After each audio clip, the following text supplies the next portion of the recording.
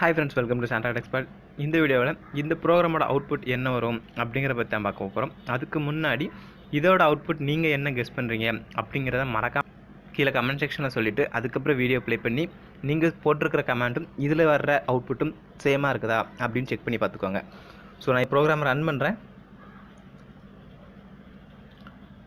நமக்கு வந்துட்டு அவுட்புட் என்ன வந்திருக்கு அப்படின்னு பார்த்தீங்கன்னா 10 10 10 10 அப்படிங்கிறது 5 டைம்ஸ் வந்து பிரிண்டாக இருக்குது. ஸோ நிறைய பேர் வந்து இதோட அவுட்புட் எப்படி கெஸ் பண்ணியிருப்பீங்க அப்படின்னா, நம்ம வந்து இங்கே வந்து லூப் வந்து ஐட்ரேட் ஆகுது.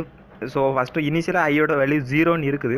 பட் அந்த லூப்புக்குள்ளே போனதுக்கப்புறம் ஐயோட வேல்யூ வந்து 10ன்னு சேஞ்ச் ஆகிறதுனால ஒரே ஒரு டைம் வந்துட்டு ஐயோட வேல்யூ பிரிண்ட் ஆகும் அப்படின்னு நீங்கள் வந்து சில பேர் கெஸ் பண்ணியிருக்கலாம். பட் நம்மளுக்கு வந்து இங்கே வந்து 5 டைம்ஸ் வந்து 10ஓட வேல்யூ வந்து பிரிண்ட் ஆகிருக்குது. எப்படி இந்த இது நடக்குது அப்படின்னு பார்த்தீங்கன்னா, ஃபஸ்ட் இன்ட் ஐ அப்படிங்கிற ஒரு வேரியபிளை டிக்ளேர் பண்ணியிருக்கிறோம்.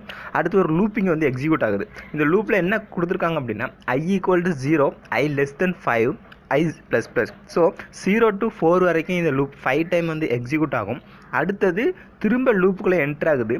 இந்த லூப்புக்குள்ளே என்ட்ரு ஆகும்போது என்ன ஆகுதுன்னா, திரும்ப வந்து ஐயோட வேல்யூ 1 அப்படின்னு வந்து டிக்ளேர் பண்ணுறாங்க.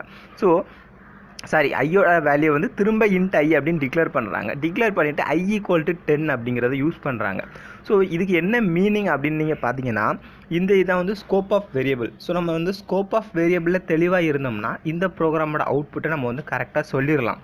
ஏன்னா இந்த ஃபார் லூப்புக்குள்ளே மட்டும் நான் இந்த ஐயை டிக்ளேர் பண்ணுறதுனால இந்த ஃபார் லூப்புக்குள்ளே ஐயோட வேல்யூ ஒரு வேல்யூ இருக்குது. அந்த ஃபார் லூப் போட்டு வெளியே போகும்போது ஐயோட வேல்யூ வந்து ஒரு வேல்யூ இருக்குது. ஸோ நான் இந்த டிக்ளரேஷன் முடிஞ்சு ஐயோட வேல்யூ வந்து எனக்கு வந்து 10ன்னு பிரிண்ட் ஆகி திரும்ப இங்கே லூப் போகும்போது பார்த்தீங்கன்னா ஐயோட வேல்யூ வந்து அகைன் சேஞ்ச் ஆகிடுது.